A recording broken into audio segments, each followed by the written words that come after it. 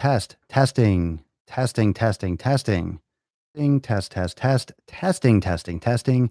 ickles, test ickles, testing. Oh, welcome everyone to episode 763 of the Daily Mother Swole, the most muscular Swolecast, Beardcast, Broadcast, Gaincast, Mancast, Pimpcast, and Slaycast in the realm. Because when I flex, you flex, we all flex our biceps, and I am super stoked to bring you a really good friend of mine. You've seen him before. You've seen him before on the daily, actually, episode, I believe it was 513, and another one somewhere in the mix, Carlos, who has come a long way, has an amazing fitness journey and story, and some other stuff that he has cooking going on. So the links are in the post description, but I will bring him on. He can tell you all about that himself. We are live on Twitch, Facebook, and YouTube. No Instagram today because we got the live call, and we are going to absolutely lay this smackdown. What's going on, Oliver? So I'm going to bring him on, and I want a lot of questions. We're going to talk a lot about inflammation. We're going to talk about digestion. We're going to talk about weight loss. We're going to talk about bulking up. We're going to talk about anything and everything. So drop your questions below, and I am going to bring on Papa Carlitos. So let's get this going. You still there, bro? Yes, sir. How you doing? I'm doing fantastic. So first off, what I want to do is everyone that's listening, just give a couple comments if you hear Carlos okay, if he's coming through all right. And without further ado, just why don't you, because for those that did not see episode 5 or 13, like they didn't go back into the freaking depths of the archives, give everyone a little bit of like a background, kind of not so much like how we met, but like your fitness journey, kind of, that kind of, because we were talking about the transformation. You were losing weight, you were starting your fitness journey. Why don't you just jump into that while we get this going? Absolutely. So pretty much it started. I know Papa Swolio since way back, episode 5 or Yeah, 5 and 13. Yeah. 5 and 13. There you go. So pretty much since then, he's the one who really started pushing me to get healthier and to start really becoming self-aware of my body. Um, and as we were beginning our business journeys, he was, kind of guiding me on eating better and all that. And in reality, I was lost. I don't know what the hell I was doing, and I was fat and eating, fast food all the time, and just eating for convenience and not really worrying about so much what it did to me. I want to say, how long has that been, Dash? Like 2, 3 years? Since you Since times in those episodes? well, it was what, 758 episodes ago, the first one. So so I guess that's like a little over 2 years. 2 years.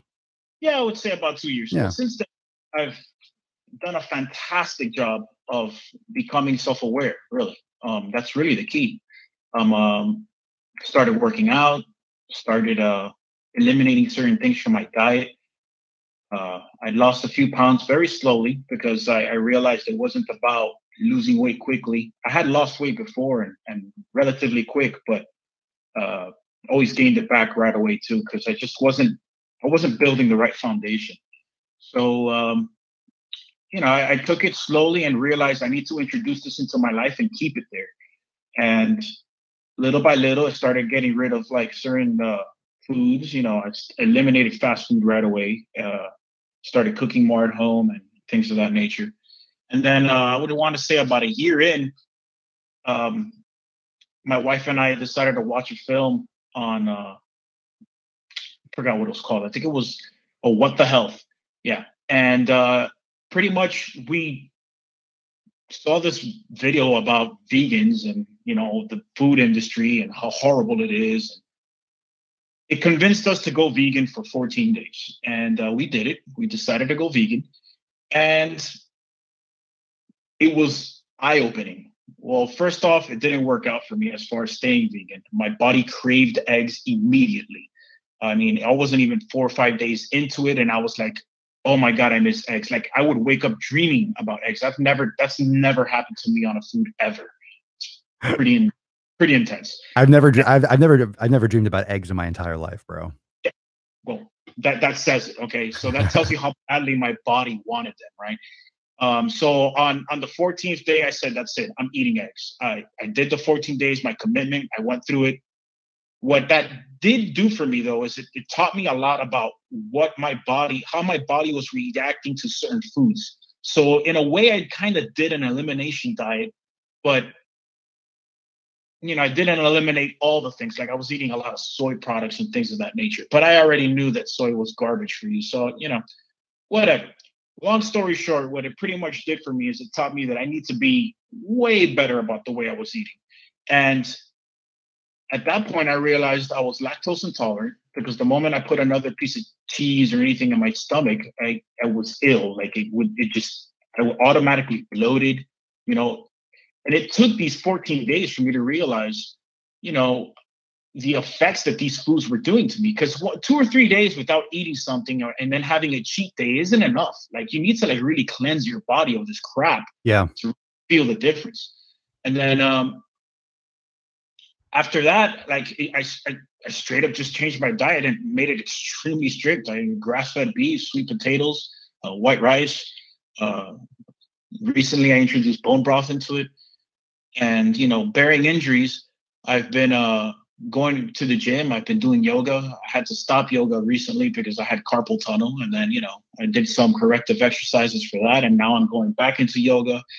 And it's just been a journey, but I've lost a ton of weight. I don't weigh myself, so I can't tell you where I started and where I finished, but I can tell you that I'm 4 sizes down since I started on my waist, and I have tons more energy, and I'm more productive with my business. I want to do more, and overall, I'm happier. I don't suffer from shitty food, which does more to you and your lifestyle than you can even comprehend. Like if you've never not been on this shit food, you don't have anything to compare it to.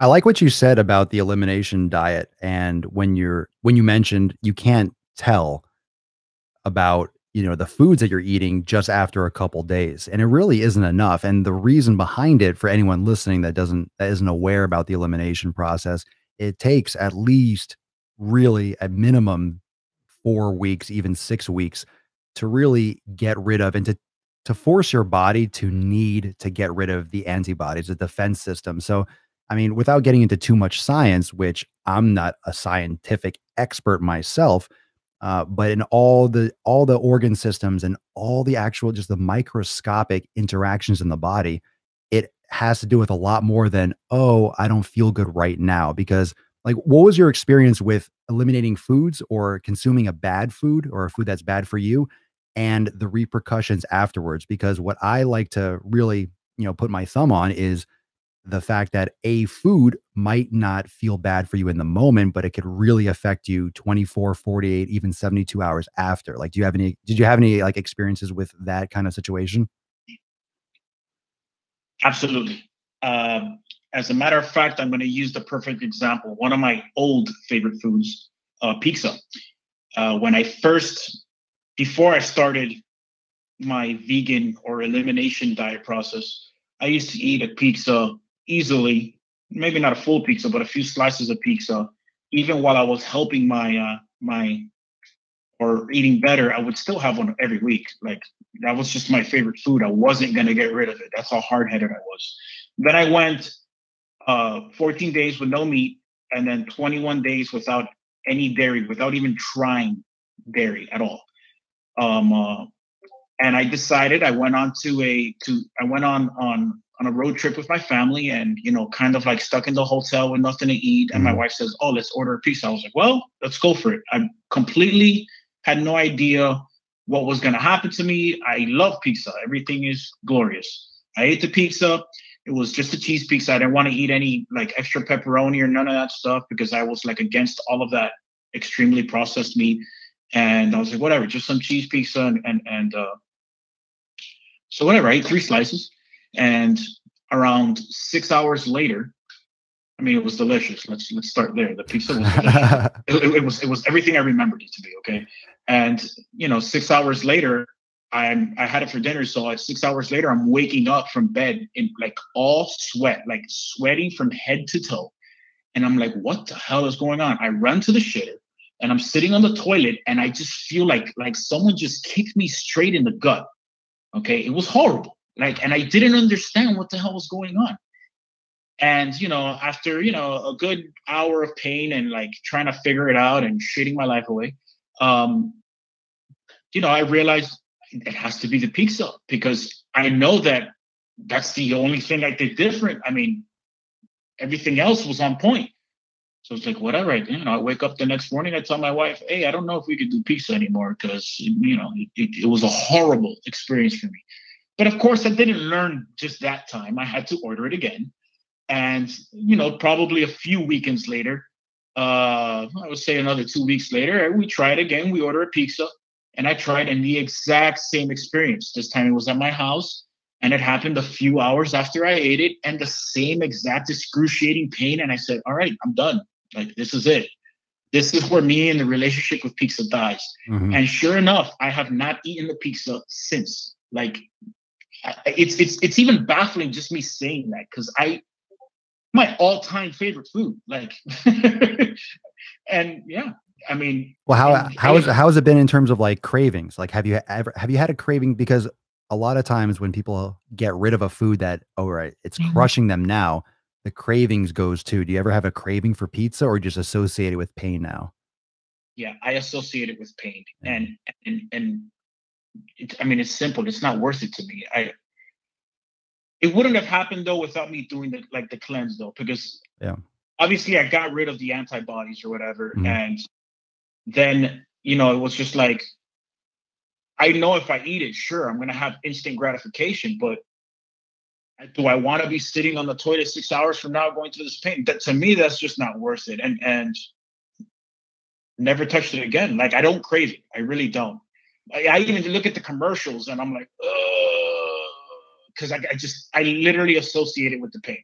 I think that's the most important part of the elimination is the reassociation and your relationship with those foods because we use that term a lot, right? Your relationship to food. But it's kind of like, and we can talk about meditation too. I mean, because we both practice that. I mean, your relationship to your thoughts, and now with food, your relationship to your food. It's not the food itself that's bad. I mean, it is, but it's just food, right? Pizza is just pizza. It's different when you put that pizza in your face hole, right? I mean, by in itself, pizza is not bad, but when you consume it, it causes a lot of issues for most people and like for yourself. But your relationship to pizza has changed, and that's fundamentally even more important than maybe the stomach ache you had. You're changing your view based on what you want out of your life and what you want out of your health. You want to feel better, you want to look better too, but you don't want to be on who wants to be on the toilet shitting their brains out all night? Yeah, you hit it on the head with that one because I mean, my relationship with pizza was was a good one. I mean, when I was a kid, like my mom, we looked forward to pizza. My mom would be like, "Oh, it's Friday afternoon. I don't feel like cooking. I'm gonna order some pizza." Me and my sister would start, cheering, "Yay, pizza!" Because it's like your favorite food, and you're not eating the same shit you've been eating all week. And as kids, that's a big thing. So you grow up with that, And to this day, my sister looks at pizza and she's like a little kid with the pizza, and I get it because I was there. But yeah, my relationship with it changed. Once you start associating it with pain, um, that'll change it. Yeah, I have a, for example, Mark just mentioned bread is his thing, and he says it would make him drowsy and he'd fall asleep at the wheel, which obviously is not good. Once he stopped, he never dozed off at the wheel again, never thought it could be in the bread. 3 weeks later, he ate a sub and the drowsiness came back. Boom, stopped eating bread. It's just, I've had those things too. And people watch my earlier videos and I was like, yeah, Sour Patch Kids, this and the other. I just, that was like my only vice. And it wasn't really much of a vice. It was kind of like, really an excuse just to eat those things. Could I get away with it physique wise? Sure.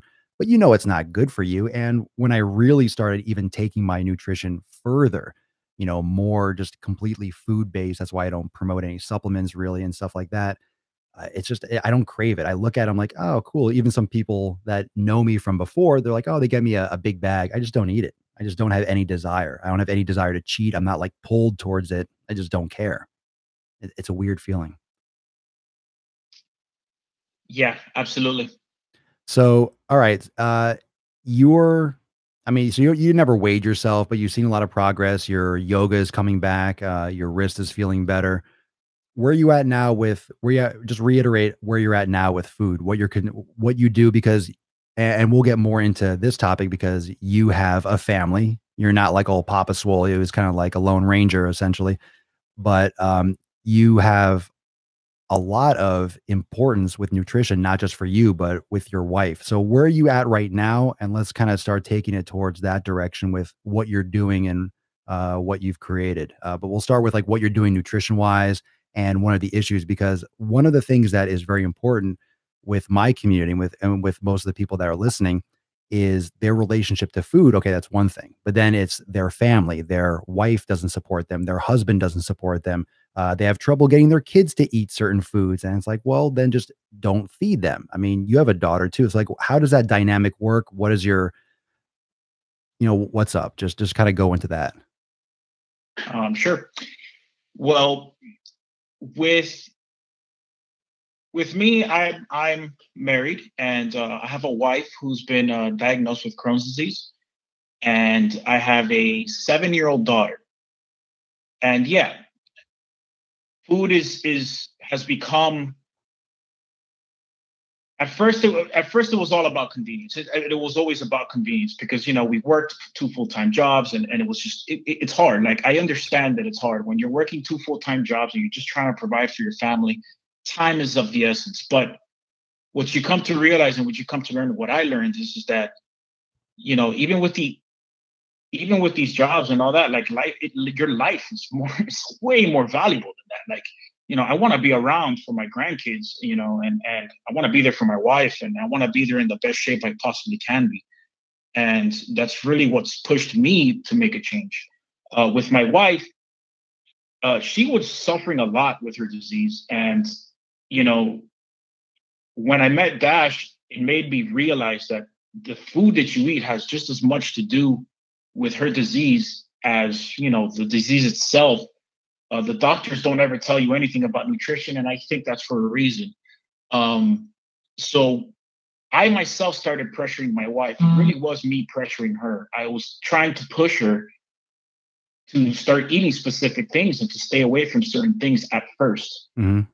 Then it really became easy once we both saw that film. Like, that film really pushed us both over the edge. Like, it went from a 70% serious, like, and then still on the weekends eat whatever the fuck we wanted because, excuse my French, because we were undisciplined. Yep. We didn't see it that way. To us, it was still a diet, like. And then Sure. once we did the cleanse and she saw the difference in herself, like, all of a sudden she wasn't bloating every day. And if you know anybody that has Crohn's disease or anyone that's been affected by Crohn's disease, you know that bloating is, I mean, she'll look like she's 8 months pregnant by eating the wrong food. Like, Yeah. it's pretty serious. So she started jumping on board right away. And crazy part is that it was with foods that were completely different from the ones that I was tolerable with. So, like, my diet and her diet at first were very, very different.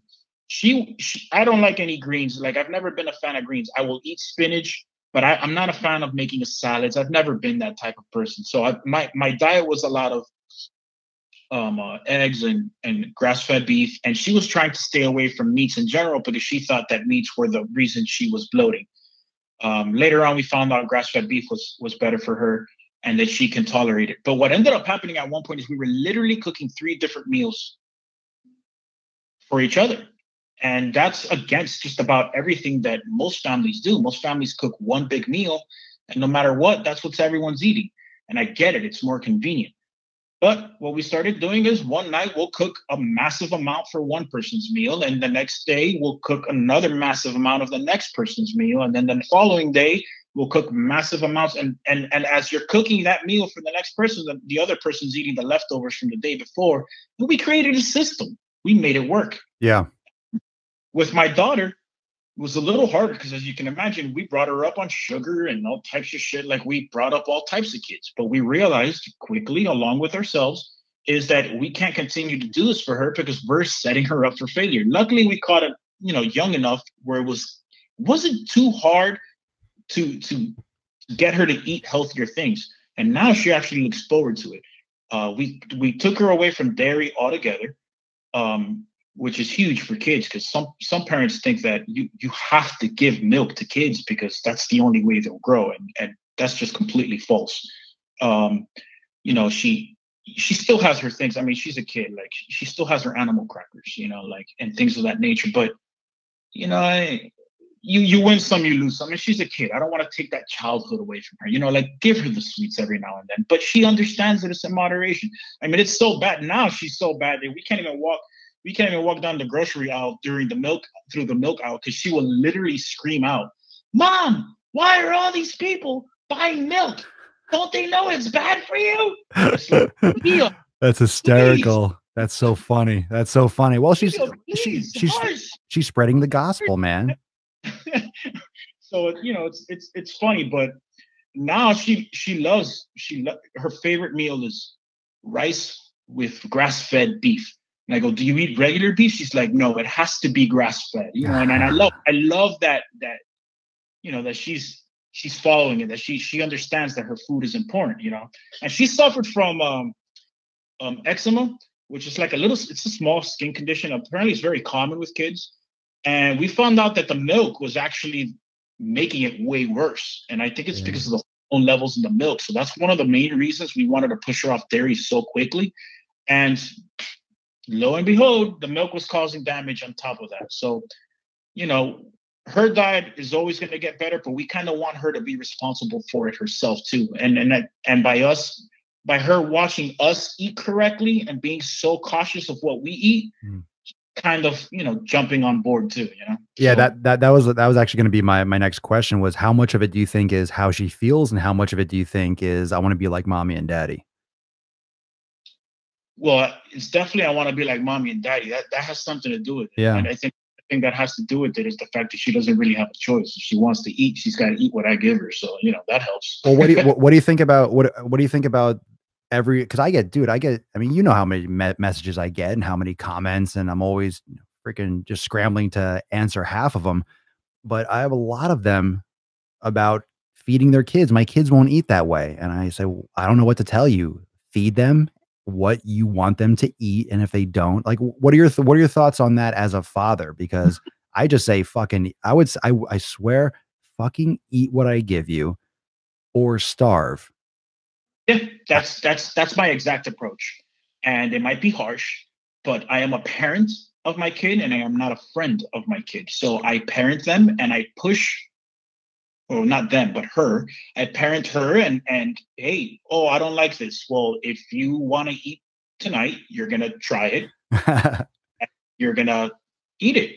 And most of the time, as soon as they take the first bite, they see, oh, wow, it's actually not that bad. And they eat it because they're hungry. I've even had times where it's something new and she doesn't want to eat it. And I'll say, okay, no worries. She'll be like, oh, I'm not hungry. That'll be her excuse.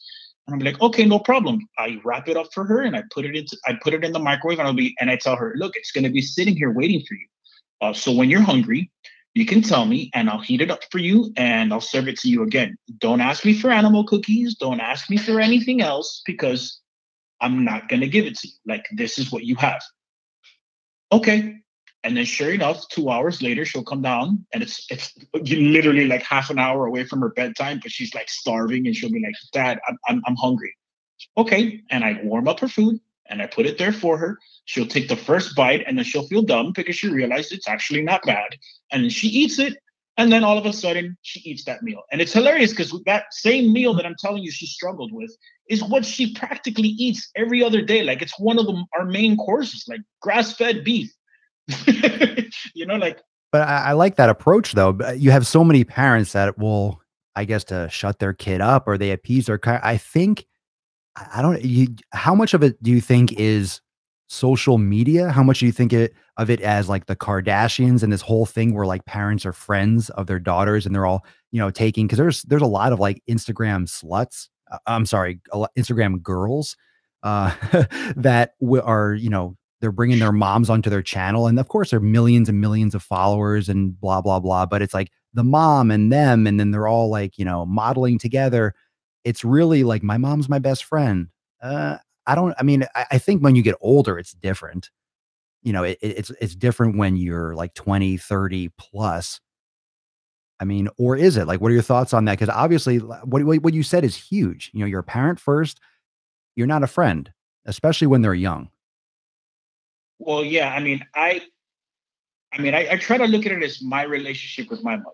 Okay, so I'm really close with my mom. I Mhm. mean, to the point where I tattooed her name on my arm. Like, I'm a mama's boy. I will always be. Um, and my mom was really hard on me. My mom was very rough with me, and it wasn't.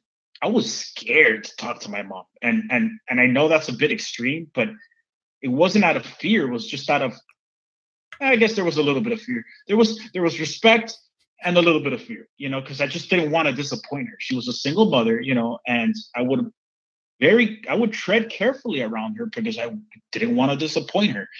And it wasn't until I got to like the age of, really after high school, 18, 19 years old, that I was able to just tell my mom anything.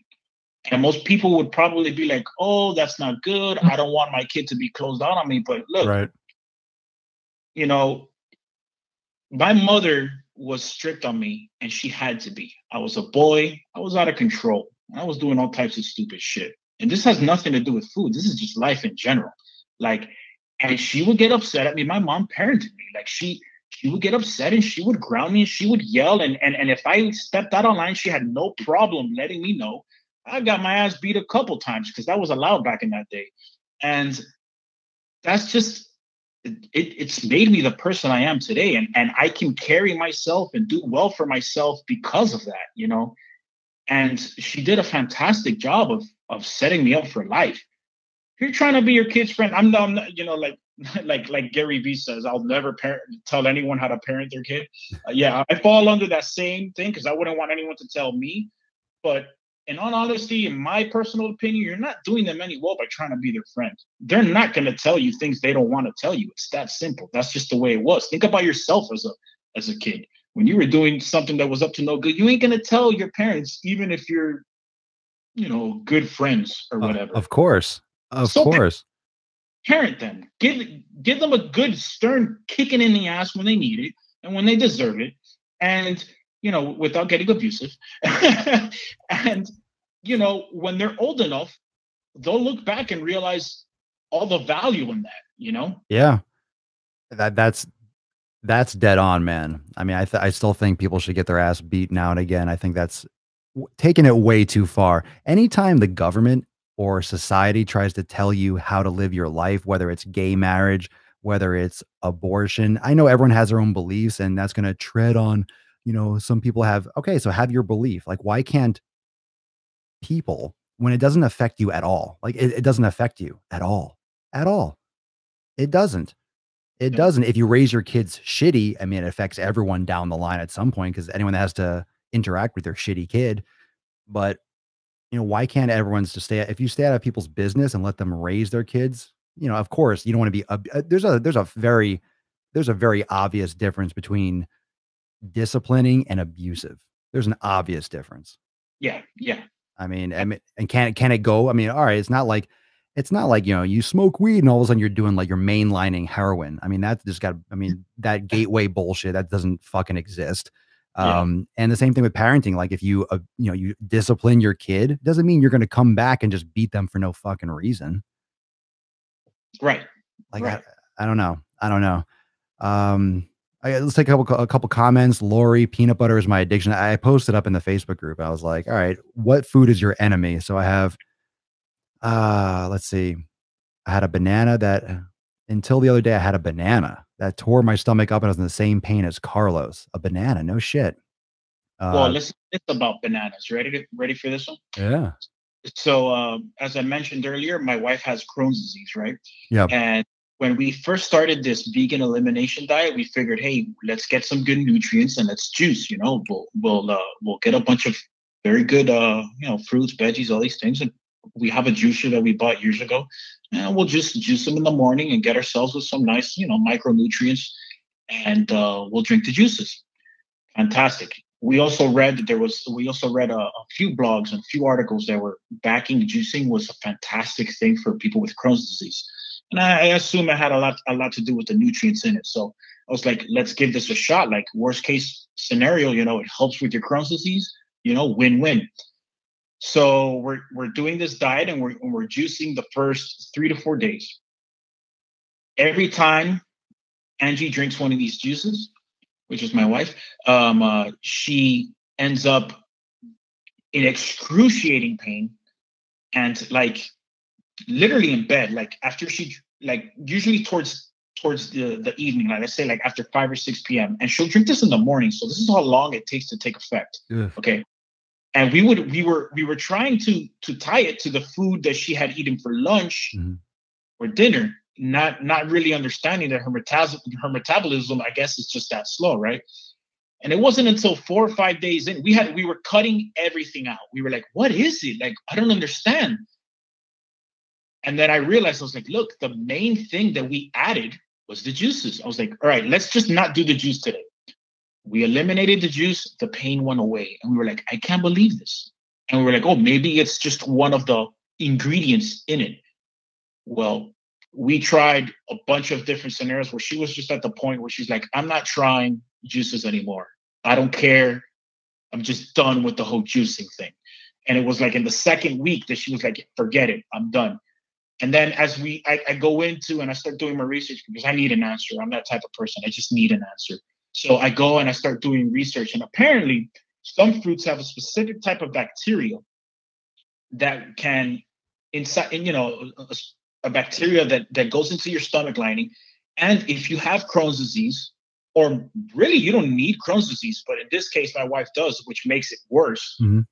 Um, this you can be sensitive to this bacteria. So some people just can't digest fruits. And in her case, and it's crazy because we're reading all these incredible successful stories for people that it's healed them, it's helped them go into remission and all these things.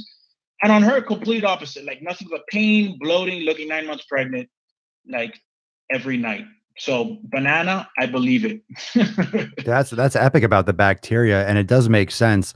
But you did like right there, that was like a little mini elimination. You figured out, okay, let's start taking things away. I think what everyone has to realize, and I've mentioned this on numerous podcasts, is you have to treat your body like a science experiment. We always look externally for an answer. We look to our doctor, or we look to a nutritionist. It's like the answer is in your home. Like, you know what you're eating, start changing shit and see how you feel. Like, you don't need to, watch something on fucking Dr. Oz for you to try it. You don't need, you have a cell phone, you have a computer. Like, you can look up anything. You could watch fucking heart surgeries on YouTube and learn how to do it. Like, you could do anything. Like, you take some stock into your fucking existence and apply yourself and figure it out. Like you said, you looked it up, and you probably didn't look for 5 minutes. You probably looked for 5 days or hours. Like, I know you, and you would dig into it. And why can't anyone else do that? I mean, you have free time. People watch Netflix, Hulu. You can fucking do research on your body.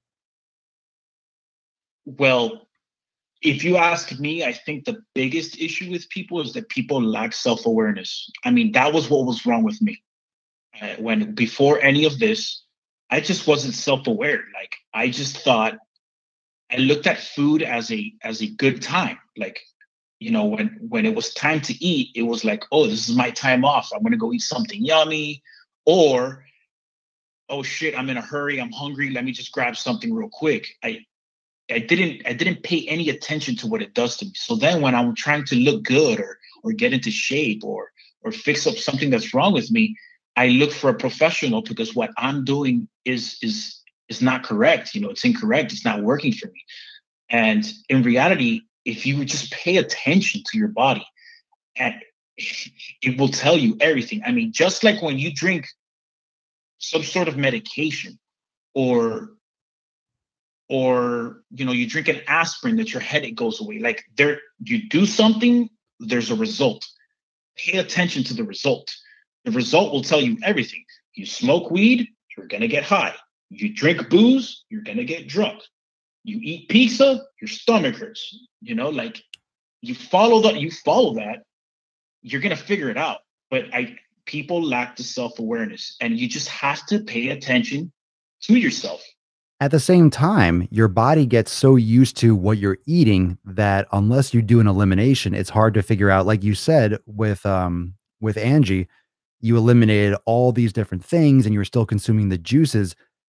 Think about the way you used to eat. You're having pizza, you're having soda, or maybe you weren't doing all those things, but people are eating pizza, soda, they're eating breads, and they might feel like crap. Their body has adapted to it and they're just bloated. They don't know why. They're cutting things out. It's hard to pinpoint unless you kind of clean slate it. So you can pay attention to your body, but when you feed your body so many chemicals, your body can't even send you the right information. It's just all blocked and gummed up. You're absolutely right. I mean, you could still be slightly, Sure. aware. I tried it, and first thing first thing you were constantly telling me is like, listen to your body. What is your body telling you? Yeah. And I would try to pay attention and certain things. I mean, I was still completely off track.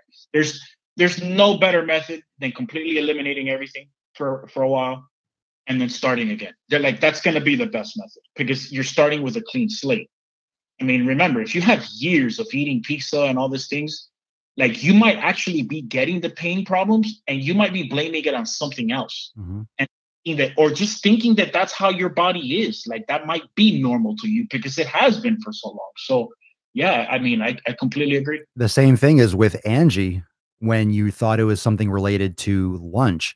And it's the same thing where if you eat some of these foods on, let's say, Monday, you might feel like shit. And I mean, if you're watching live, I mean, comment below if you've had this where you feel like shit on Wednesday. I mean, this can linger or it doesn't surface until the point you notice, or you have a migraine on Tuesday and you think, oh, what I have today, let me cut out what I ate today.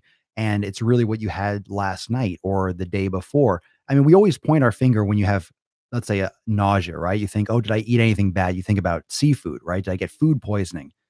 And I think what has to happen is this understanding that you can get food poisoning from perfectly clean food, quote unquote. You're getting food poisoning every day. It's not just when you have bad sushi. And you can have the same effect in your body if you're having something inflammatory the next 2 or 3 days later, like you do with food poisoning. Absolutely. Something that I've learned with the dairy products on myself is when I do eat something like the times that I eat the pizza, it takes time for your body to get rid of that. So don't think that because you ate a different meal 4 hours before, that that's the reason. Because it will literally take me 3 days to pass the entire dairy, whatever I ate. If it was pizza, the cheese. Mhm. I've learned with myself that's also the case when I eat non-grass-fed beef. When I eat grain-fed beef, the other day I had a cheeseburger at a party, and thinking that because I love beef so much now, it's crazy when you've been eating grass-fed beef for so long and you go back to that garbage.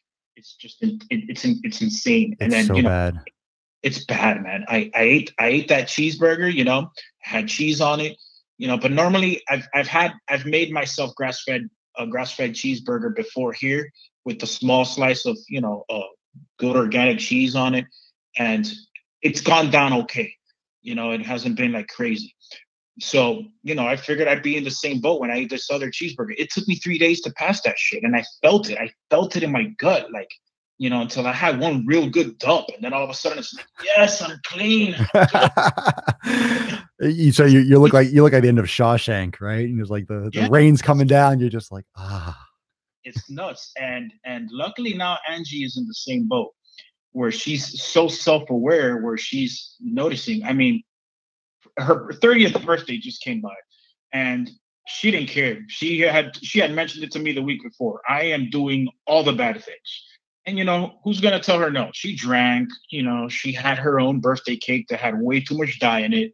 She had, cupcakes and all types of garbage. And sure enough, her birthday was last weekend. It Yeah. wasn't until like yesterday that she finally, she came out and she was like, finally, I got all this shit out of me. Like, Yeah. I can't wait to go back to my regular diet. And it's like she's regretting it. And it's like, I don't know why you get to this point, but Like, I don't know what you thought was gonna happen, but yeah, like, you but knew. but she knew what she was like.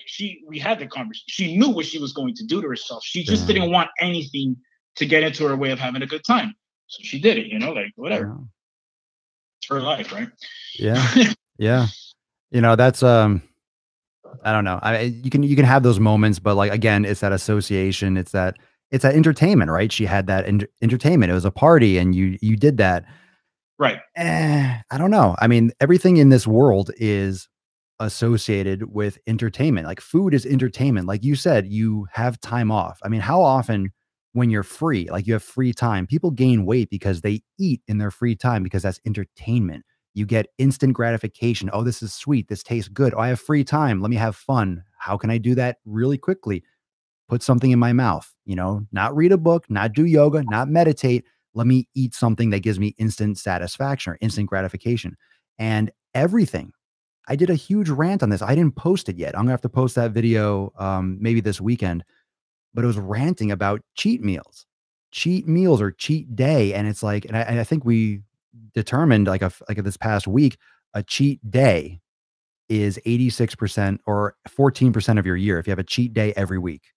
Wow. So that's 52 days a year, right? One a Yeah. week. That's 52 out of 365. That's 14%. So anyone that's out there listening, and I really do categorize because of what inflammation does to the body. It's Absolutely. really like it's not a cheat day. It's a meal consists of a cheat day because that's in one day and that's going to fuck you up for a day, maybe longer. So not only does, let's say, a cheat meal on Sunday or a cheat day, let's just call it the same thing, Hmm. that's going to fuck up your Sunday. Okay, that's one day, but you're not going to either train or feel like shit on Monday. You're not going to train, or you might feel like shit on Tuesday. So it's literally a lot more than one day. It's about probably 50% of your year if you're cheating once a week because you deal with the consequences for a few days after, potentially. Even without realizing your body's fighting a battle that you know nothing about because it's adapting for survival. And just as association, like everything, bro. Like tonight, right? There's another game of the NBA, right? When the Cavs are going to get wiped out tonight again, right? Absolutely. And then you have it's Friday too, so perfect timing, right? A basketball game and it's Friday, so happy hour. People are staying at the bar for 6 hours until the game's over. Then you have Saturday. Then you have Sunday. I mean, that's three out of seven, bro. Do the math. What is that, 40%? And Yeah. then okay, then what's the next holiday that comes up? July 4th. July 4th weekend. It's not one day. It's going to be 7 days because it's on a Wednesday or something like that. So it's going to be Wednesday through, freaking Monday. And then you have Labor Day or back to school or more summer stuff. And then you have the holiday season again, like the main holiday season where it's just every freaking week, man. It's all entertainment. Like, I don't know. What's your opinion on that? What's your take? I probably know what you're going to say, but come on, give it to me. Well, I mean, Lay it on the fam. Lay it on the Swolenormous no, Nation. Don't hold back. Lay it on them. okay, so there's an entire industry behind food as an entertainment. I mean, the restaurant business. Yeah. I mean, they literally will set up. I mean, there's tons of businesses around this. I mean, I used to go out to a restaurant for dinner with friends, and that is entertainment. And you're buying shit food. I mean, it's gotten so bad. Me and Angie, I mean, we laugh because every time, like when we go out, like, first off, if anybody who knows me on a personal level knows I'm extremely frugal and I hate to spend money. So I don't like going to fancy restaurants. I don't like any of that anymore. Going to fast food and spending $5 on a burger. Well, back in that day, now it's probably like $8 or $9 on a burger. Is probably like the dumbest thing in the world for me. And a lot of people go to these restaurants and they eat in these places. Me and Angie, we went to the movies, the other day, and we decided, oh, let's go grab a burger before we go to the movie, as out of habit. It wasn't even because we're eating good, and we know that we even knew that the food was like, maybe this is a little risk. We ended up picking a burger joint that we know that had grass-fed beef, that we specifically looked it up for that. Okay. And we went and we had it. And it wasn't so bad, but still out of our norm. Yeah. And guess what happened? I was sitting through the entire theater with stomach pains. And it's like, and the funny thing is that as we're eating the meal, Angie bites into her burger and she's like, what the fuck? She opens takes the bun off and she sees this piece of tomato. They cut like the end of the tomato and it was all like the hard, it was like hard part of the tomato. It wasn't even like a juicy. Damn. Yeah. So she grabbed it and she threw it out and she was like, that's fucking disgusting. Whatever. The entire time we were eating this meal, all we could do was bitch about the food. And it was like, this is garbage. And it's like, I literally just paid 14, 15 bucks for this entertainment because it's really all the fuck I came here for. Like, it wasn't for the food, you know? Yeah. And it's funny because at that moment we were like, we just need to stop trying to eat out. Like, why do we keep doing this? And it really is for that entertainment value because we're looking for something to do outside of home, right? Mm-hmm. So now we look for things to actually do and we bring the food with us and that's it, you know, like bring our food, bring what we like. And let me tell you, man, there's nothing better to me than my eggs and bacon in the morning with a little bit of sweet potato. You know, like that to me, that's heavenly, man. And I've had breakfast. Breakfast was one of my favorite things to have, especially like on a Sunday morning. Go with the family to like IHOP or whatever breakfast place you would go to, you know, Denny's, which is garbage. You know, whatever. That's one of my favorite things to do, like having breakfast with the fam. That's like a weekend adventure. I mean, there's restaurants that only do Sunday breakfast, you know. So, yep. And I'd rather be home with my eggs and bacon, man. Like, it's just, I don't know. I had just something funny. Someone posted I should start a Swolenormous dating group too, because I don't find girls attractive anymore who doesn't live this kind of lifestyle. Maybe that's like the next thing, a Swolenormous dating app. Well, when your body gets all shredded, you just You pull don't. up your shirt and be like, "Hey, this is what it takes to look this way, man." And don't jump on. Don't jump on. Bro, it's exactly what I do. When it's all beef patties, but it's like it's all brought. I mean, when I came over for Angie's birthday, you know, I brought food. Yeah, Remember, I brought food I put in the fridge. I mean, I didn't eat it, but like, yeah, it's always about bringing food, and I think everyone feels like because everyone else, their social circles, eating out is like the thing. So they feel awkward bringing food. I say, well, eat at home and then go there and have water. And like, oh, you're not eating anything? Then don't eat anything. I did that like a couple weeks ago. I ate before, like, oh, everyone's going out to dinner. I'm like, oh, fuck. I don't want to eat like a steak from, oh, it's USDA grade, American beef. I'm like, great. Let me not eat that. And, or Angus beef, whatever the hell they want to pretend like no anyone knows what the fuck that is. Right. It's corn. That's all it is. You're eating a corn steak.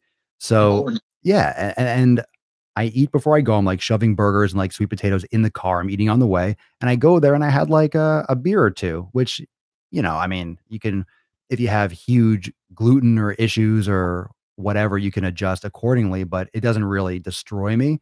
But you make the adjustments. I'm not getting my calories from something I don't want to get my calories from. I'm not going to order a salad because that's not going to make it any better. I don't want to eat their food. I like to prep my own food first off, but I like to know what I'm eating and I like to eat my stuff. And when you get really adapted to eating your own shit, it's really almost a point where you can't eat anything else. Like like your situation, it's not possible. Even when you eat grass fed somewhere else, how it's grass fed, but what are they cooking it in? Right? Are they spraying the grill with canola oil and then they're grilling it? Like, how are they actually preparing your food? How fresh is like the tomato or the lettuce or everything? And I find myself criticizing stuff too. And I'm like, oh shit. Like, I don't want to go out to dinner and then just be bitching and moaning and complaining, be like that person. But that's all I'm going to do because that's the reality. All right. I mean, you could always just approach it as, look, if you just tell your friends enough, we're going to a restaurant here, and you be like, hey, look, I'm not interested in going to a restaurant. That food makes my stomach all banged up. If your friend wants you to go over there and eat, knowing that it's gonna make you feel like shit, I don't know if you should be friends with that person. Agreed. That's, like, understand, like, the part of being friends is to be able to understand each other's, you know, anything. Why would I want you to be uncomfortable? And then they'll invite you to go golfing instead, you know?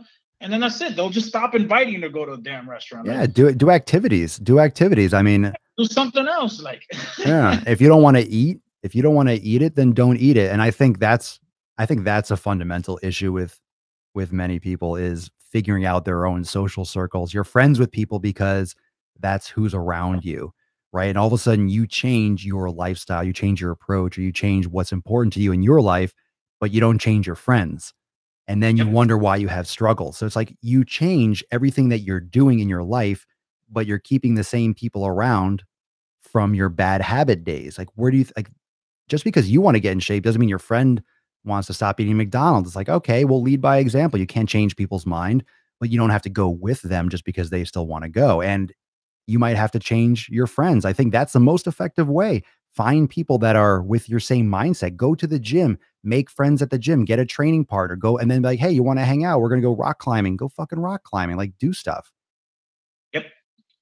You want people around you that have common goals so Yeah. that they can push you forward. Like, you don't you don't want anyone that's going to hold you back. If anyone's holding you back, you need to reconsider them. I mean, they might bring you value in another way, but just understand that.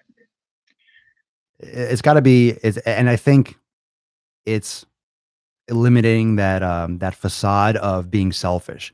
I think if you're more selfish, everything gets better because if you're surrounding yourself with people that make you a stronger person, that make you a better person, that's being selfish, but not I mean, it's being selfish in the sense of you're caring. It's self-care, it's not selfish, right? Right. You're looking to improve yourself, and if you're a better person and you're happier with yourself, how do you think that's gonna reflect on other people? You're gonna be a better person for those around you, and you're gonna attract better people, and you're just gonna have a better life.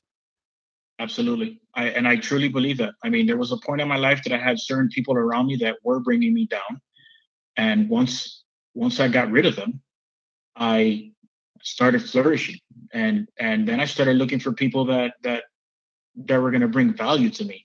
And yeah, it was completely selfish in my part, but like you said, what ends up happening is that you start to care about yourself in a way and want certain things for you, and then all of a sudden when somebody needs you, you can provide them for more because you're confident in what Mhm. you're doing and what you're about. Absolutely, your circle's everything too. Yeah, and they say what it's like you're the 5 people you're the average or the sum or whatever of the 5. Whether And that's 4, whether that's 7 or 10. I just know a lot of people that hang out with I mean, everyone knows that one person that has like 50 friends or always hanging out with or going and doing something. I never had that. It was always a handful maybe of people that I would ever hang out with. I think I've just always been not so much a loner, but I just value my time. I like being alone. I like doing things on my terms. And if I'm going to spend time with another person, it better be something special. It better be something unique or valuable. well, when I was younger, I had tons of friends. I mean, I was always very social. I've always had a lot of friends. What reason for that though was because I was also the type of person that would change who they were to have friends. And that's something I learned getting older. Mostly once I got out of college, not college, high school.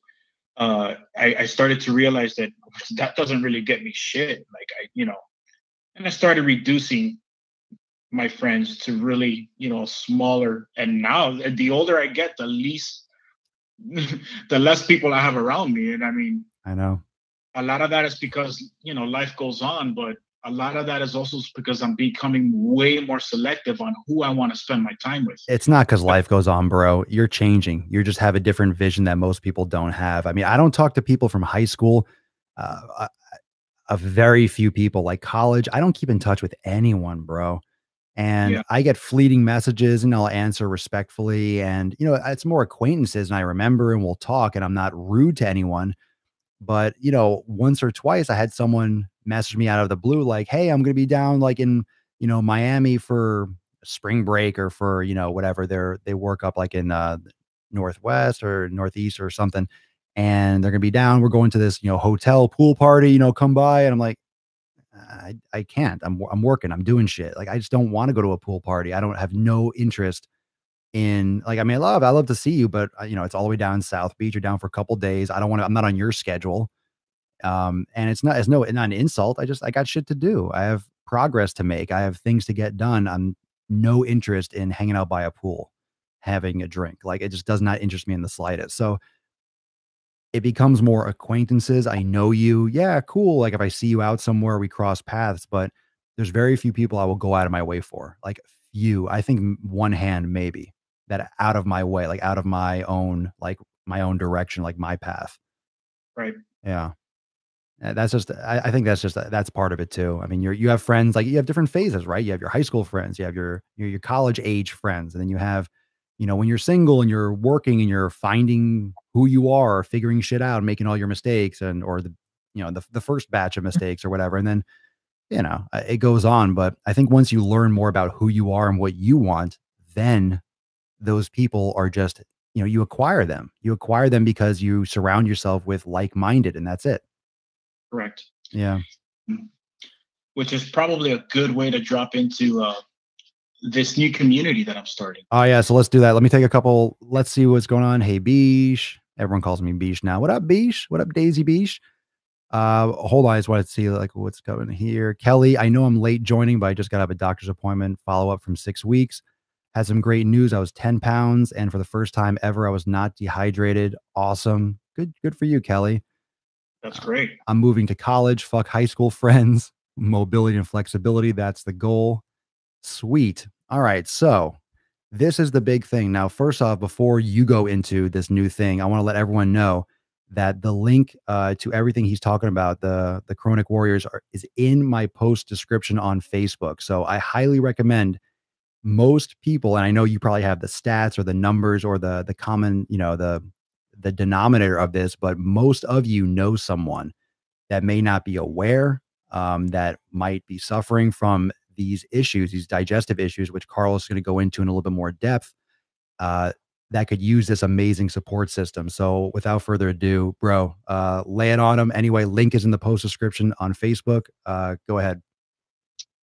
Okay, so as mentioned before, probably this is the third time doing it now. My wife, Angie, has Crohn's disease. Now, if you're not aware of what Crohn's disease is, it is a digestive system disease. It's an autoimmune disease. And pretty much it's a problem with your large intestines and the way you process the food. For some people, it's scar tissue that builds up or just inflammation that builds up in their intestines, and it creates either blockages or just doesn't process food at all. And it creates a world of problems. Now, my wife calls this disease an invisible disease because that's exactly what it is. If you were to look at my wife, she's very beautiful. She doesn't look like she's a sick person at all. And that's probably one of the biggest issues with it is that, I mean, the person right next to you could have it and you would have no idea. And it's a very, very, very dark disease. And it can be very lonely. So my aunt also has Crohn's disease. My wife has Crohn's disease. And luckily they had each other and they could talk to each other about it and they could relate to each other because only they can understand each other's problems because they share those experiences. And what I've learned is all the troubles we've gone through to try to get her disease under control and to try to get her into remission or just get her to live a better life. And we learned a lot. We learned a ton, actually. A lot of that a lot of that has to do with you, Dash. And I mean, you helped us out a lot with, you may not even know it directly, but you did. And we decided we were going to start a community because I did tons of research and I realized that what these people really need is just a place where they can all go and talk to each other.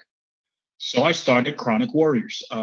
My wife is her she's on Instagram and you can find her as Chronically Curly with a K, and she started just sharing her experiences there, and I saw that she was really getting a lot of engagement with people, and I decided to start a Facebook page, and soon it's going to be a premium membership group where I'm going to be sharing a lot of the things that we came across, what worked for us, what didn't. I'm going to be interviewing all types of people. I'm sure I'm going to find Mr. Papa Swolio there a few times. And we're going to be interviewing people that have either gone through experiences or professionals that can share something that could help us or help that community in general. So it's mainly aimed towards people with Crohn's disease or ulcerative colitis, any type of irritable bowel disease, and IBD. And just know that, if you know anybody with this, tell them they're not alone. There is a community, and we're trying to not just deal with this disease, but we're trying to deal with it in a proactive way. Getting in front of it, not just going to the doctor, eating whatever the hell you want, going to the doctor and them giving you tons of meds, and then you just getting on these meds, and then your life is just filled with these side effects with these meds.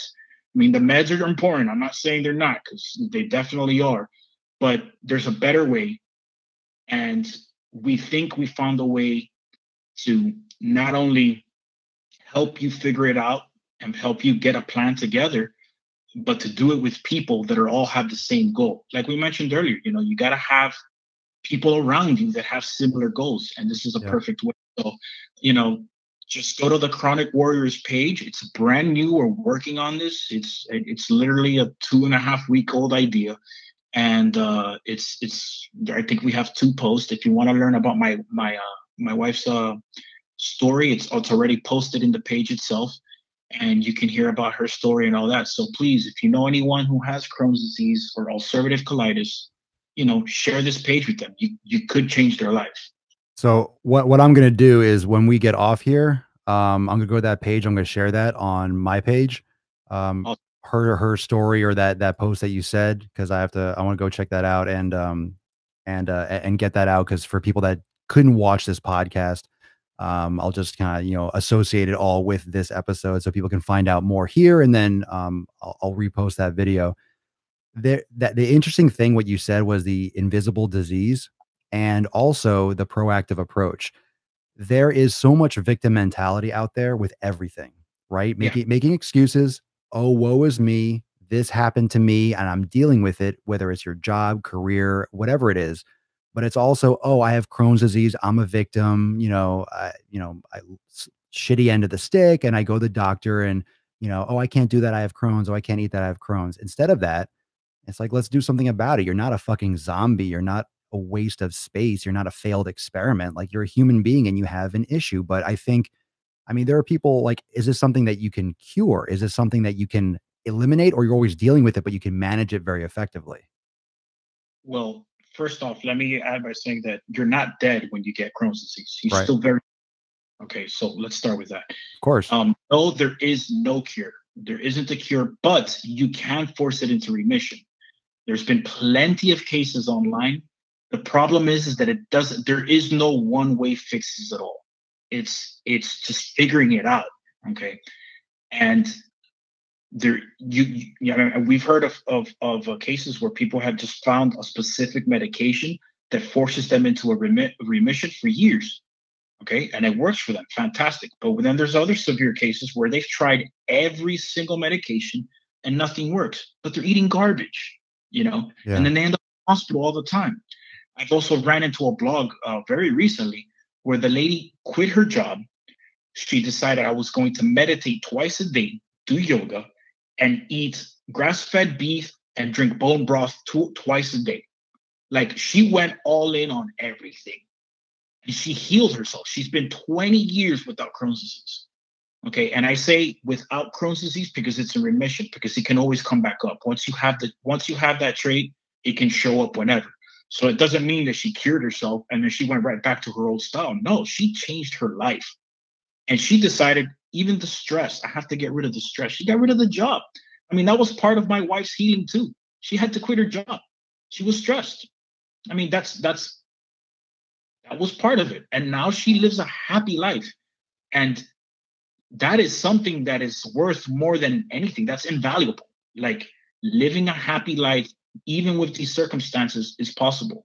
You just gotta figure out how to do it. And that journey is not easy, but it's a journey that it's worth taking.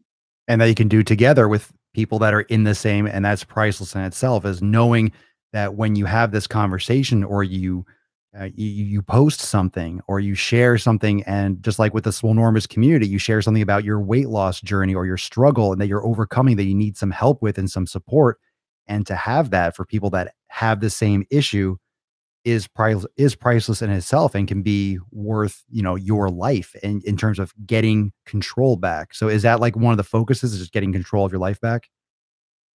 Exactly. Yeah. Getting control of your life. I mean, it's a dark disease, man. Like, and it's, I mean, imagine all of a sudden in 2 weeks you lose 25 pounds and you Holy haven't shit. passed school in like a week. And then you go to the hospital and you find out you're anemic, you have Crohn's disease, you need a blood transfusion, and you get this blood transfusion because your iron's on the floor, because that's also one of the problems with Crohn's disease, is that it messes with your iron levels. Yeah. So all of a sudden, you feel like shit. You've lost a ton of fucking weight. You can't eat shit, and every time you do eat something, your stomach is bloated. You think the world is falling apart around you, and then you go to your regular buddy, your childhood buddy, and like, hey man, they look at you, they don't see anything physically wrong with you, and they're like, hey, why don't you want to go to the club with us, man? Why don't you want to go party with us, man? Why don't you want to go to the movies with us, man? And it's like, I feel like shit. And in some cases, and I mean, my wife has said it herself, they just think she's lazy. You start building this personality of, oh, they're lazy ass, they don't want to do shit. Mm. But they don't see the pain.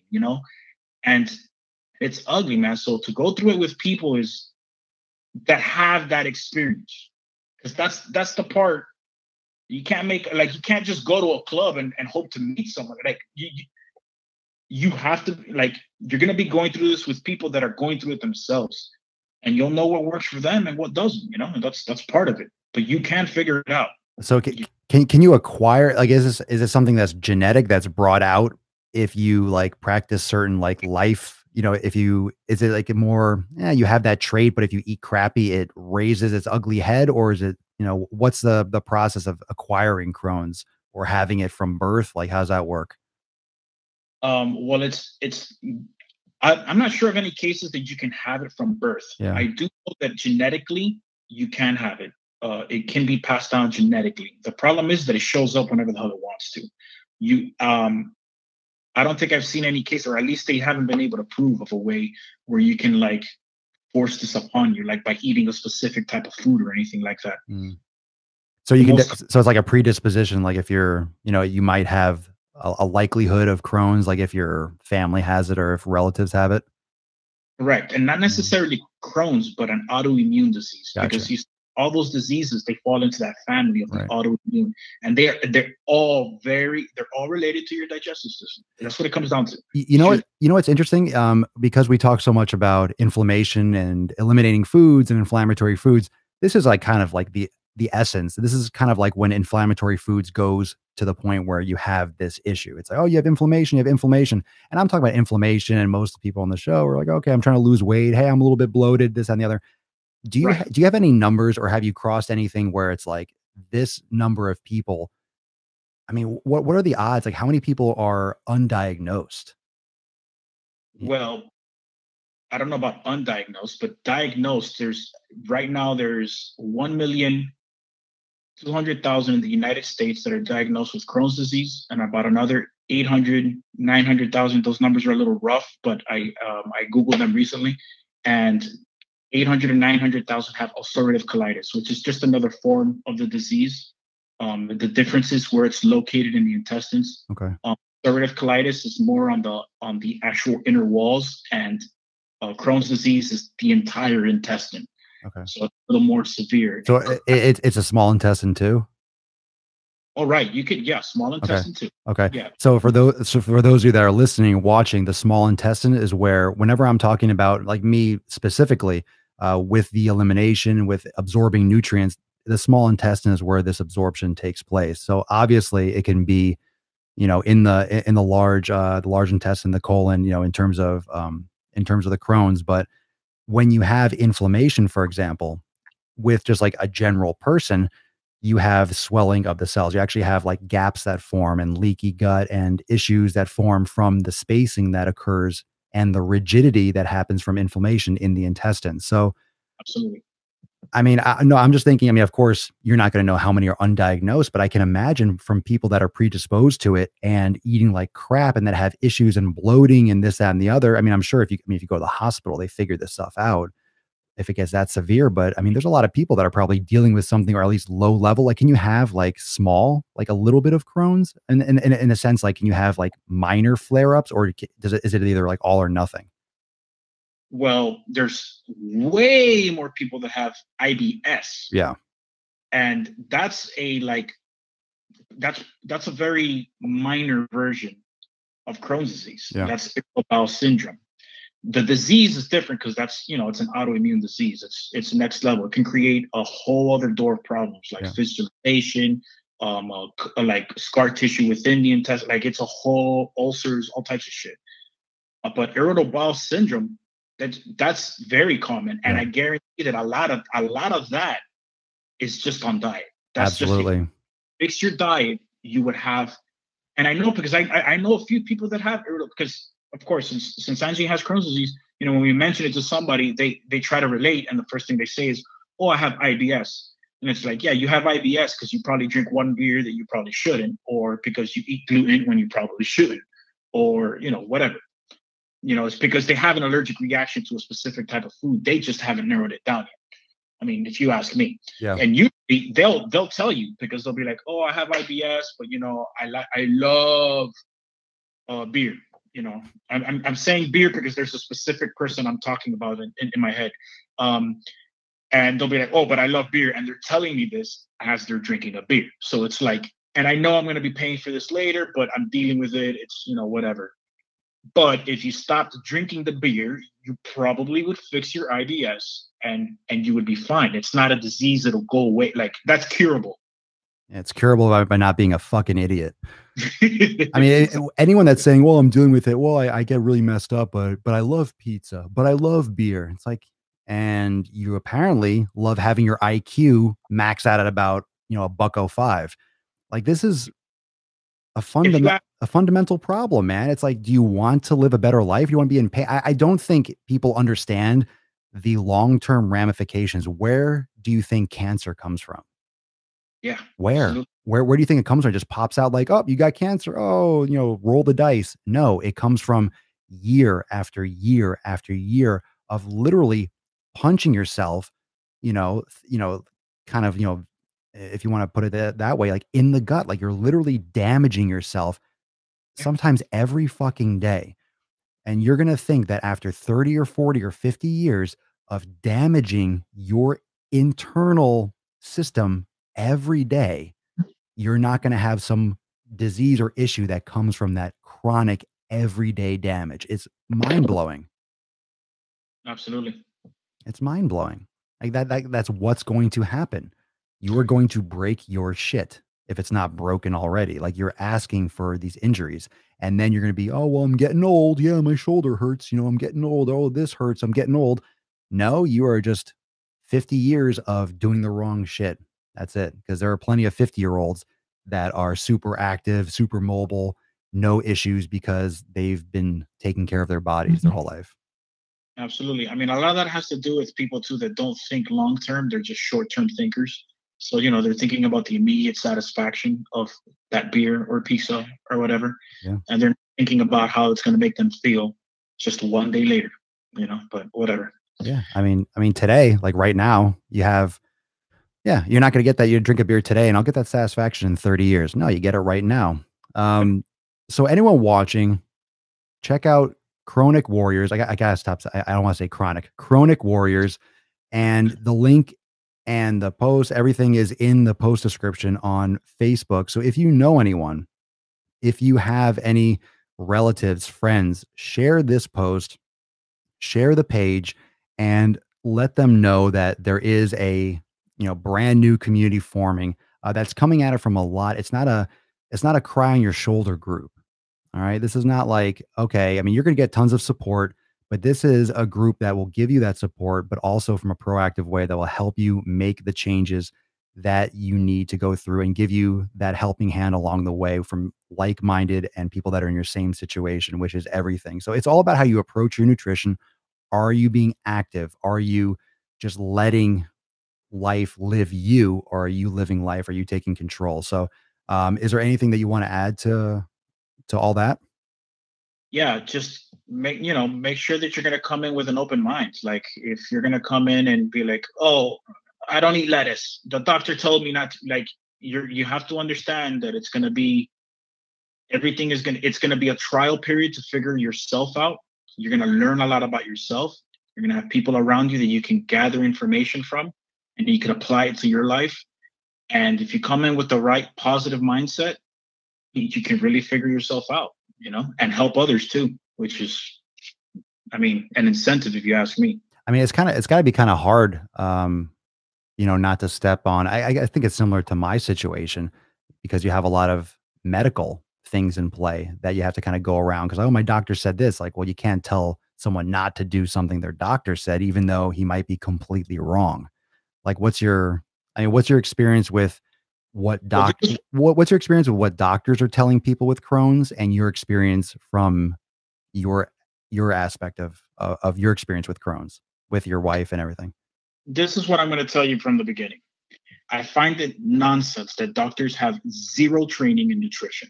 Okay, they have absolutely no training in nutrition. I have two doctor friends that have gone through medical school, and they have told me themselves they do not teach you anything about nutrition. Now, how can you go diagnosed with Crohn's disease that it's on your digestive system? So that means that anything you put into your mouth, this disease is going to have some sort of effect against, okay? And then tell me that your diet doesn't matter. And I've had doctors tell Angie, no, no, don't worry about your diet. It wasn't until she had an issue where she couldn't pass certain food, like where she couldn't pass foods. She almost had a blockage at one point. And at that point, they put her on a low residue uh, uh, diet. And that diet pretty much, it doesn't matter what you eat. You just eat stuff that isn't hard. So stay away from raw vegetables, stay away from red meats, all of them. Not oh, this meat or no, just stay away from red meats. Eat yogurt, mashed potatoes, and juice, like Ugh. like low residue. And she tried that for a while, but you can't live a good life like that. Like that's horrible. So we ended up, I mean, for a long time, Angie thought she couldn't touch lettuce. Like she really thought that she couldn't eat it because of the impact it was going to have. And now she eats a salad every single day, and she has less bloating than she's ever had. That's ridiculous. It's like, because it has nothing to do with it. What you need to do is figure out what's good for you. The doctor is going to do what they were trained to do, and it's to tame your disease, not fix your disease. Okay, there's several organizations out there that are. I'm going to use the Crohn's and Colitis Foundation. The Crohn's and Colitis Foundation is out there, and they're the biggest organization for Crohn's disease. And guess who their main sponsors are? American Heart Association or something like that. No, pharmaceutical companies. Bayer, right? Something like that. Yeah, Yeah. the Humira, which is one of their biggest medications. Some Indian pharmaceutical company, another one in Europe. It's like all these pharmaceutical companies, and now you tell me, why would they want to cure something when they're making millions of dollars? Bro, Just the fact that a doctor told you, other day, but that's the truth. The doctor's there to give you the best advice that they possibly can with the education they were provided, and you have to think about it that way. They're not a godsend. They're not a gift. They don't know they were trained a specific way, and that way was to treat you with drugs. Okay, and that's going to be their first approach. And in some cases, that's the only approach. But you can't tell me, okay, that in Crohn's disease, your food, the way you eat, and the way you first off, the way you eat and the way you think of the disease overall isn't going to affect the way you feel. Like I don't. I can't believe a doctor told. That's ridiculous. I mean, I can believe it, but that's absurd that your diet doesn't matter. Fuck, Yeah, they straight up said, "Oh no, it's the diet, amazing. like you can eat whatever you want." Yeah. I mean, this is also I've also heard a doctor tell my father-in-law, he just had a heart attack. Okay, just had a heart attack. They had to put a stent into one of his arteries. Okay, and he goes back. He's out of breath, and my wife tells him, "Oh, he's been eating better and all that." Oh, that doesn't matter. He can eat whatever he wants. Guy just had a fucking heart attack. You're gonna tell him he can eat whatever he wants? Are Yeah. you fucking kidding me? Bro, Like, Seriously? I've been to hospitals with McDonald's in the lobby, bro.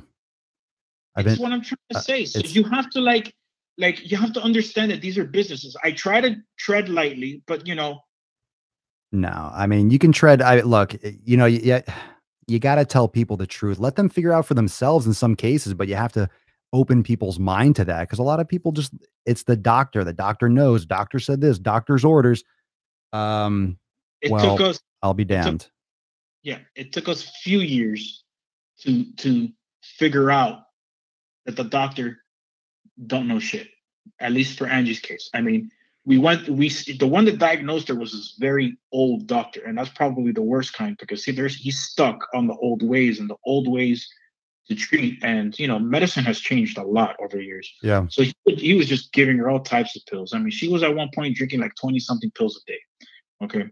And her lifestyle was on the garbage. It was garbage. And I even told her one day, I was like, listen, if this is the way you had to live the rest of your life, drinking all these pills, like just to try to get your bloating under control, like what are you sacrificing here? Like you fucking feel like shit. You look like shit. Like her skin was pale. She had these huge bags under her eyes. yeah, She was drugged out, man.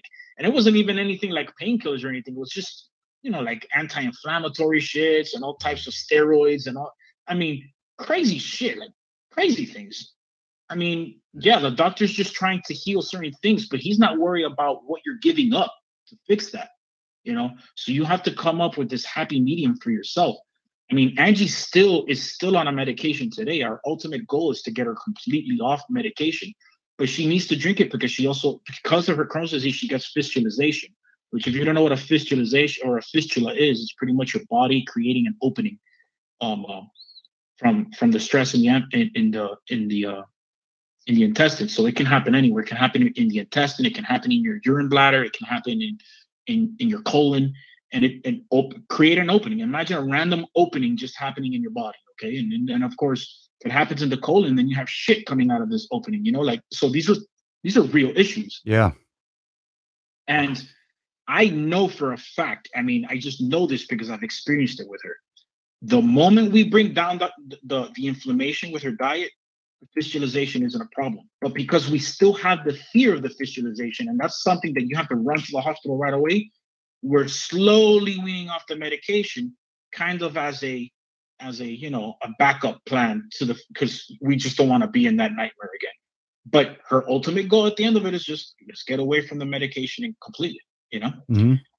And that should be the goal for everyone. I mean, if you don't need it, if you figure out yourself you don't need it, you've cured yourself. And there's cases out there, there's tons of cases. Just do a Google search. You will find it. Like that's all I did to figure this shit out, It's time though. Most people just accept their state in life, or they accept where they are, and they just that's stay. just They stay in their bubble, man. But it's just your it's weird how easy. that's it. Like we're talking and we're spreading the word to everyone, and we're connecting with so many people, and you have that ability, and you have the ability instant access to information. That's the most valuable thing out there. Absolutely. It's crazy, Absolutely. man. Well, bro, I mean, I got someone on the page that's like, my friend has Crohn's. Share the page. The link is in the post description. Chronic Warriors. Go check it out.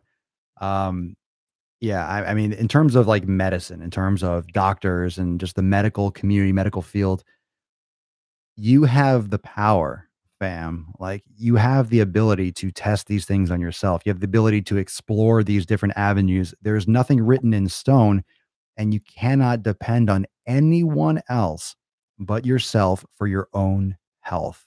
You literally can't. It's sad to say we would love to put our trust in whoever's wearing the white coat, but they were taught by someone else who wore a white coat 30 or 40 years ago who wore a white coat, and they were taught by someone who wore a white coat 30 or 40 years before that. And I don't want stuff passed down to me from like the 1920s in terms of medicine. Like we know so much more. There is so much more transparency.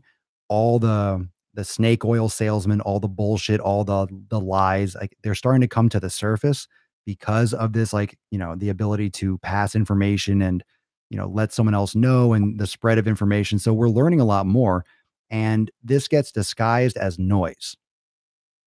This gets disguised as noise, and people come into my community and they're saying, "Oh, there's so much information out there, but there's so much stuff, but so many people are saying this, so many people are saying that."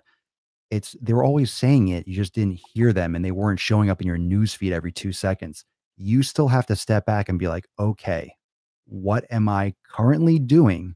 What is my situation? What am I trying to go? And what steps right now can I lead there?" So, in closing, bro, what would you suggest to someone with any kind of inflammation, whether it's IBS, whether it's Crohn's, whether it's, ulcerative colitis, what would you from like an initial point, aside from checking out the Chronic Warriors, what would you suggest from like a starting point? Like, what's the next move?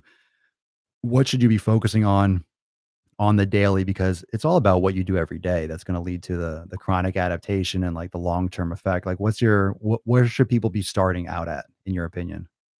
Well, I'm going to put it this simple. I'm going to give you three easy things to just get you started. Okay. So, first step, whatever your doctor tells you, take the information in and take it with a grain of salt. Okay. Know your condition, understand what's wrong with you. Even the medication, he's telling you to get on all these medications, take it with a grain of salt. You can't expect anybody to care about you more than you. Okay. And that goes for everybody. So that doctor cares about him more than he cares about you, even though you're trusting him to care about you. Okay. And so he's going to refer to you the medications that probably make him the best money. He's not really worried about too much about your health. So keep that in mind. No one gives a shit about you more than yourself. So whatever diagnosis you get, it's probably legitimate. There's plenty of laws protecting that shit. The medications and all of that, grab it, go home, and do tons of research and understand what you're getting yourself into. Like if you have Crohn's disease, you need to understand what the intestine is, what its job is in your body, and what's wrong with you.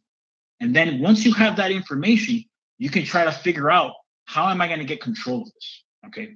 It all starts with that, knowing what you have. Okay. And then how am I going to approach it? So step number 2 from that, once you get your doctor's information, is do your own research. Do your own research. Research the hell out of everything. Okay. Foods. What does gluten do to me? You have an encyclopedia of health knowledge with Papa Swole. There's like everything I know for nutrition and exercise and all of that is through this man right here. I haven't needed anything else. And okay, and that's a hell of a tool. And I'm not just trying to sell. I'm like, this is legit. Okay, like he knows what the fuck he's talking about. Okay, so do your own research. Even if you want to question his shit, research it. Third, okay, experiment. You're already going through pain. If you have IBS, you drink a beer and it hurts, write it down. Oh shit, when I have a beer at 4 o'clock, my stomach hurts like shit. Write that down. Next Yeah. time you have a beer, the same thing happens. Holy shit, it's happened to me twice already. Maybe there's a common trend here. And this will teach you to become self-aware to the things to things that are happening to your body. Even if you don't want to start an elimination diet, some people can't commit to that. You should, if you're going to take it serious, but help yourself become self-aware of the situation. Okay. The community, all of that, that's extra. It's only going to help you. It's only going to, having other people experiences is always going to be better. But with just following those 3 simple steps, you can probably start taking control of your life, and you can apply that to a lot of shit. Hell yeah, man. Like, My favorite phrase lately is that it's simple, but it's not easy. I mean, right. everyone listening or watching, how simple was that, bro? It's like literally, okay, take that information, observe, learn, study, take some time instead of watching Netflix or Hulu or, whatever all night long. Like literally, if you go to the bathroom or your lunch break at work, take your phone out and start whipping through article after article, tag them, highlight, copy, screenshot, just accumulate knowledge, like literally study. And this is not, you know, it's not school. You're not taking a test. This is your fucking life. Do you want to feel better? And there's a lot of people in the comments right now, Carlos, that are saying like, man, I did my elimination diet. I feel better than I ever have in my entire life. And I get people messaging me all the time. I lost 100 pounds since I saw this video by eliminating certain foods and getting my ass going. It's really that simple. It's that simple as you understanding that you have control, you can learn and you can change things. And think about what Crohn's disease or Crohn's, I mean, IBS, like literally, it's your body reacting to what's going in your mouth. I mean, I know Crohn's is a little bit more, is a little different, is like next level is autoimmune, but you have the irritable bowel, like we talked, like most of it is going to be from what you're eating. You're eating this food, your body doesn't like it. It's going to let you know and stop fucking eating it.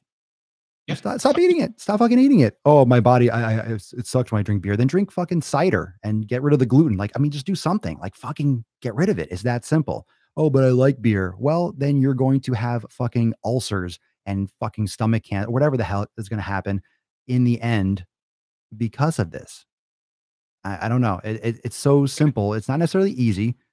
And there's the social gamut that we talked about already before is your friends and the entertainment with food and you're in that environment. You got to surround yourself. You can't worry about what other people think because just like the doctor, no one cares about your body more than you, even your friends. You have to drop the hammer and be like, I'm not going. Like, I'm not going to eat it. I'm not going to eat it. No, come on, eat it. No. Well, come on. No. That's it. And if someone keeps on pressuring you, it's like they're not your friend. They're a fucking addict, or Even they're a even if pusher. your buddy pressures you, Was that? even if your drunk buddy pressures you. Even so, I mean, that's even dude, standing That's right. strong. Baba Swole, yeah, man. I mean, it's that's all it is. I think it's a social pressure. Everyone wants to fit in. Everyone wants to be accepted. Everyone wants to have fun. I mean, you can go to a bar. I mean, how awkward does it feel? Well, everyone's drinking a beer and I'm drinking water, but in your head, just think of yourself like I'm winning right now. Just think about that, right? You're there. They're gonna joke about, yeah, right, but you're gonna get fat or you're gonna be this, and you're winning. You don't have to be like downplaying other people. It's not you're going to go there and make fun of everyone for drinking beer and like trying to educate them on inflammation while they're eating their food. It's like, all right, you go there and be social, but I think it's just a matter of surrounding yourself with better people. That makes everything so much easier in your circle and online with the support groups and stuff. It's just bring people and good energy into your life. Yep. And Surround yourself with good people, man. yeah, I mean, we can talk. I think we should do another show. We'll talk about like meditation some more. We'll talk about all those other aspects because there's a lot of stuff. I mean, we could be here for. I mean, Yeah, we can keep on rocking, but I'm gonna let you go. But that's, I mean, that's a great start. That's a great touch point. And we'll do this again real soon. Um, absolutely. and we'll go more into that like that stress relief. But it's a very simple process with all of this fam. I mean, you don't have to have a disease. You don't have to be diagnosed with this to make some of these changes. You don't have to have Crohn's. You don't have to have ulcerative colitis to take this advice and this actual approach and make your life. This is what the elimination process diet, whatever you want to call it, is about. That's what this is. That's about. It's learning, observing, and then educating yourself, the learning process, and then doing it, and then trying things. And that's it. It's like, get rid of it. How do you feel? Well, try it. Like, is this food good for me? I don't know. Take a bite. Did you like it? How do you feel? And if you even the playing field and you eliminate and you wipe it out, then you have a good place to start from. But that's all it is, man. That's it. That's it. So in closing, I don't know if you care. I really don't care. Who do you have in the game tonight? Yeah, I would love to see LeBron win just for Jeb, really. Everyone remembers he was on the show, the motherfucking JEB. I think it was episode like 716 or something. Yeah, that was well, he also hasn't had any help. Um, No, his teammates practically playing for the other fucking team. yeah. It's Oh, did that cut off? Hello? Oh, I lost him. I lost him. Let me bring him back really quick. Let me bring back all I don't know what happened here. Ooh. Yo. I lost you there. Yeah, cool. We got you back. Um, yeah, I don't know. I guess in close, I feel bad for him a little bit.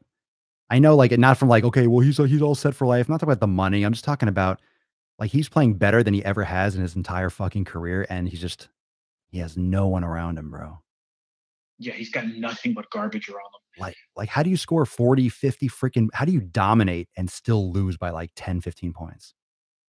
he can't do it by his damn self. He literally has to score 140 points. Like, I know, I know. It's kind of a stupid crazy. comment, but it's just like I think everyone watching is just like, and you know what? You know what impresses me about him? I think the most is how he responds to things afterwards. Like he never trash talks his teammates.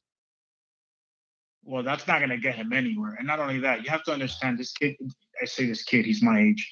He's been doing this since like 18 years old. Like Yeah, he's he knows what to say. Like he has got that down to a science. I mean, yeah, sometimes he trolls the media and everything. He be doing things all the time. So like he understands yeah. his role and his position, and he knows the scrutiny he's under. He He knows what knows. he knows how good he played too. He knows what he leaves it for everyone else is going to say it. He leaves it for everyone else. Like he doesn't have to say it.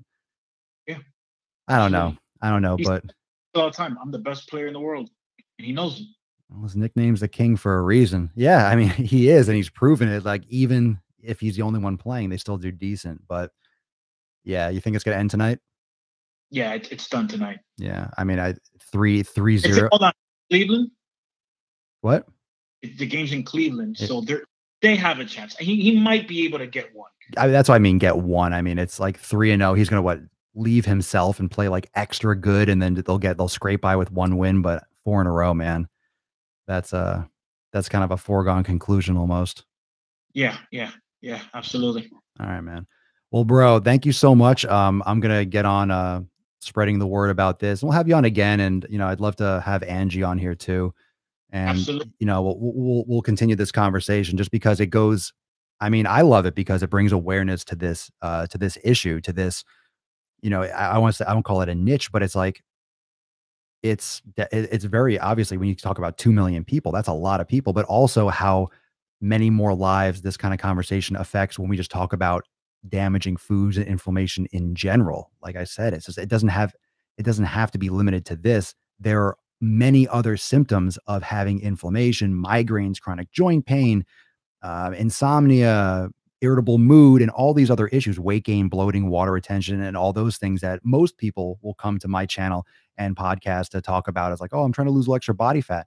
But a lot of that's because it's just what fuel you're giving your body. And I used an analogy the other day. I'm saying, well, you bring your car to the gas station, you're going to put in gas. You're not going to like say one day out of the week, put sugar in your gas tank just because, oh, it's a cheat day and you pour sugar into your gas tank. Not the best idea, right? Yeah, So absolutely. I mean, what do you do, right? So what are you doing with with your body? You're giving it crap one day a week.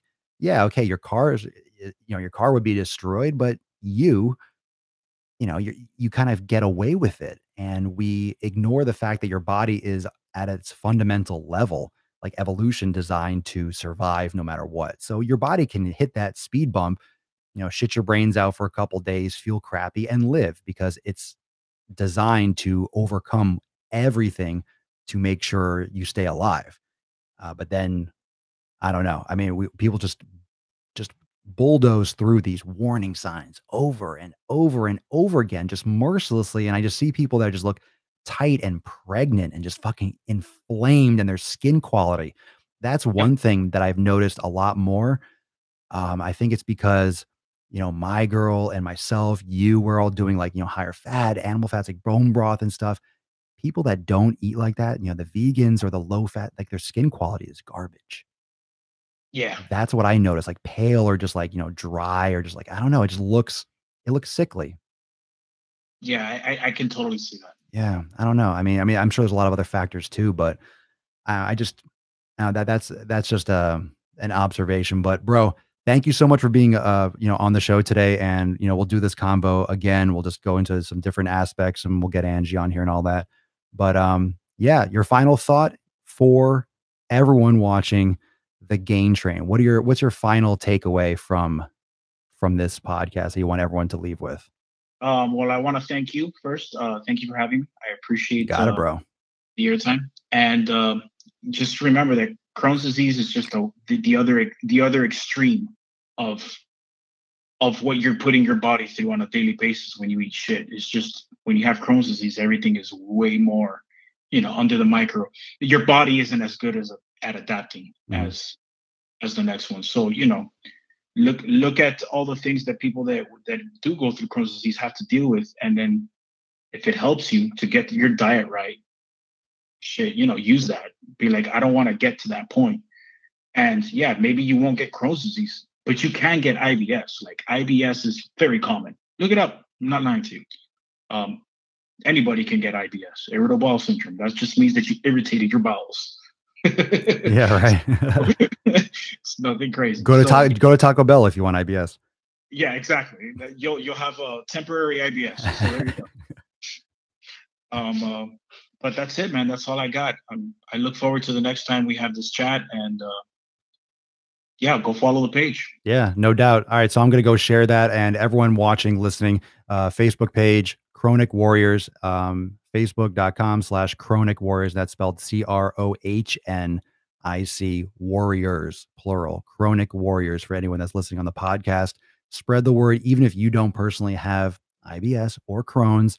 Go check them out and share this with someone, because most people, or many people, know someone, a friend, family, relative, a relative of a friend that suffers from chronic Crohn's disease, and or ulcerative colitis, IBS, all those things. So make sure you share and get that word out to them. And we'll have Carlos back here real soon to follow up with some other awesome stuff like meditation, things that we'll get into in another episode. All right, bro. We'll talk soon. Thanks for being here, bro. Absolutely. All right, take care, man. Later. Fam, that's a hell of a story, and it goes a lot deeper. And those of you that are interested in taking a look at some of the live shows I've done with Carlos, like episode 5, 13, and I know we've done, like, I think it might have been in the 400s or 300s, maybe even the 500s. I did another episode in there. So any of you have gone through a lot of my content, you probably saw those, especially the earlier episodes. But that's some real shit. That's some real shit. And I've known him for a while, and there's some absolute mind-blowing truth to just applying yourself in whatever you're doing, taking control, taking control of your own health. Do not rely on a doctor. Do not rely on a friend. Do not rely on anyone but yourself, because you are the only you, and you are the only one that can be truly engaged and 100% involved in your health. The only one that should be, because no one else is going to do it for you. Just like how I say a lot, no one gives a shit about your problems. Focus on your stuff. Okay, they don't like you because you're eating healthy and they're going to talk shit. No, no, no, no. Fuck them. Do your stuff. Keep your blinders on. You got to do you. And you start by making the right decisions, by committing to yourself to living healthier and being healthier, and taking out your fucking phone, fam. Take out your phone, get on your computer, take your tablet, whatever it is, and start looking into what issues you're having, no matter what it is. No matter what it is, whether it's Crohn's, whether it's irritable bowel, whether it's, chronic migraines, whatever it is, start gathering information, because it's all out there. You can do the elimination diet. You can look up inflammatory foods. Everyone's asking me, what are the inflammatory foods you always talk about? Well, you can Google Swolenormous plus elimination. You'll pull up all the fucking shit I've ever done, which is a lot on it. You can watch my nutrition workshop, which is in the main menu of my messenger. If you want to send me a message on Facebook, you'll see how to access that. Or Google, like, look it up. Look it up. It takes 3 seconds, even less if you ask Siri or something. Like, do it. Ask. Look it up. Type it in. Use your thumbs. Like, you don't even have to leave the fucking couch. Look it up. Take some stock in your fucking life, and it'll make all the difference. So thank you, everyone, for joining me for episode 763 of The Daily Mother Swole, the most muscular Swolecast, Beercast, Yoked Cast, Nipple Cast, and Friday Taint Cast in the realm. Because when I flex, you flex, we all flex our biceps. Oh, oh, oh, oh, oh, oh, oh, oh. Ooh, hit that high C, Papa Swolio. You flexed on them hard. Enjoy your Flex Friday. Make sure you drop a like, comment on my videos I've been posting today. I've been posting a lot of some throwback shit, and it's lit like a tit, man. I posted a great Friday video that I did old school style. Just fucking go get your pump on, take some stock in your life, and go check out and go like and follow Chronic Warriors. Do it for me, do it for yourself, and do it to support everyone that's going to be flooding into that community because it is going to be legit.